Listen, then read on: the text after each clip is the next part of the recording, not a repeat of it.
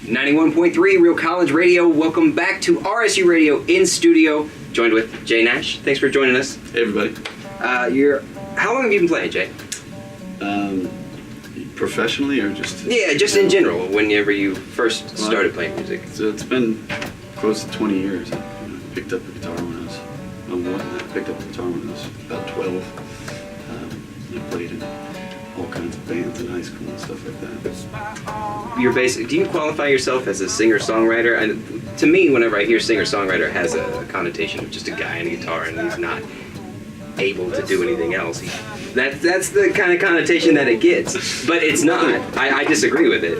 But what do you mean not able to do anything else? To me, a singer-songwriter, the negative aspect of it is people just, anybody at a coffee shop who sits there and sings his own just stuff. A quiet, sad bastard, just alone. Unfortunately, that's the negative side of it. But it's more than that because there's a process of it. The songwriting has to come from somewhere. Well, I'd say, given that I sing and write songs, it's fair to classify me as a singer and a songwriter. But I am able to do other things. Yeah. I can run and jump. I have opposable thumbs. Right. Well, my argument was that, I had a conversation with one of my coworkers today, and I said, if you're in a band and you're not just by yourself and you sing and write songs, and you're still a singer-songwriter, it doesn't have that same, acoustic guitar. Yeah, it's not all quiet acoustic guitar music. I like to involve other textures and this tour I've had Josh Day, who just saw play. He's playing kind of a drum setup and singing.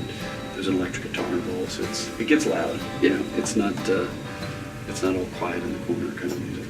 That's good. Either way, as long as it's they're good musicians and you are. So. Well, thanks, man.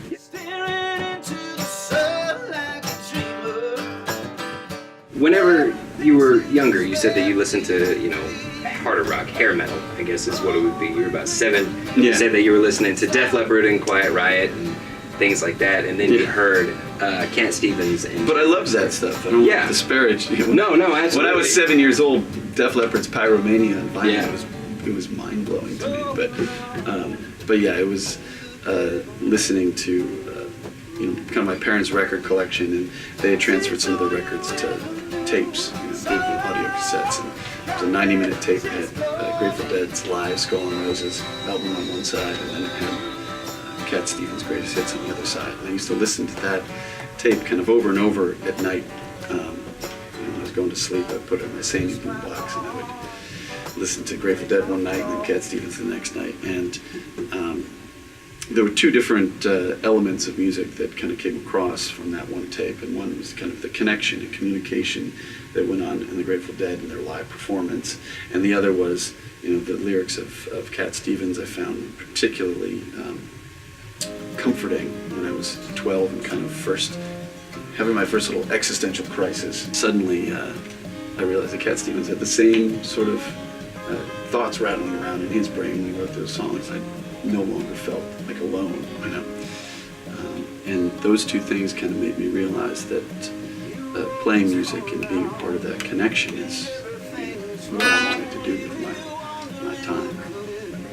You were fairly young when that happened. Yeah, I was 12. Yeah. So from being a 12-year-old kid just wanting to play music to where you are now, what is that process like, trying to make everything happen, to recording your first album and going on tour? Well, if you got 3 or 4 hours.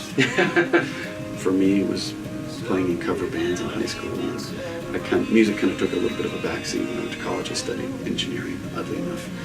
And when I got finished with college, I kind of picked up where I left off. And I started, that's when I first started writing songs and recording them. And playing pretty much any gig I could get my hands on. And just over a matter of time, you find that resonance, you find your voice, and you find that resonance, and I think the more able you are to stay true to that voice, the easier it is to find listeners. Through the creative process and songwriting, what are some of the things that inspire you, I guess, is where a lot of the songs come from? Most recently, the concept that I kind of was meditating on for this record is called Letters from the Lost.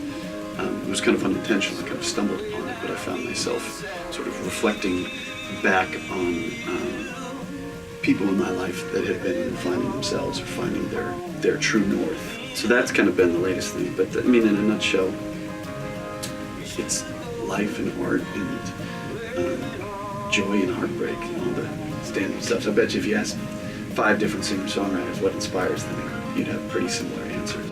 You said that you kind of stumbled upon this. Was it for this album, Letters of the Lost?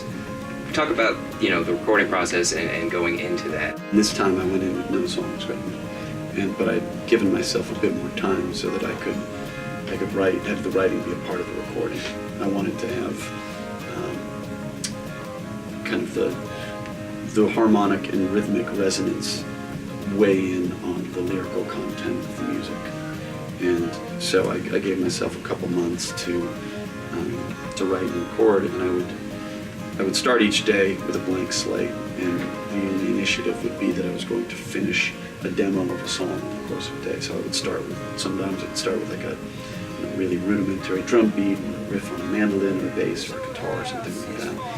And I would record that, and I would start to add layers and maybe sing, sort of nonsense, like a nonsense melody of just sort of phonetic sounds. And as over the course of the day, as the song kind of came together and took shape, it would slowly kind of reveal what it was saying here. And at the end of the day, I would have a song, a finished song. I would just put it away. Not the next day, I would go back and listen to it. I would start a new song. So I did this for, I think it was like 6 weeks. And at the end of 6 weeks, I had about 35 songs recorded. And then I sort of go through them and pick them out to make a record. And it wasn't until I kind of curated them, put them all together. Like, I felt how they went together musically, and I felt like they were the strongest and sort of complemented each other musically. But it wasn't really until I was mixing the record that it became evident to me that this is how they're all connected. They all have this unifying theme, and it was really kind of stumbling. In a way, maybe I think it was kind of an exploratory mission. So I think the title is apropos in that sense. I like that.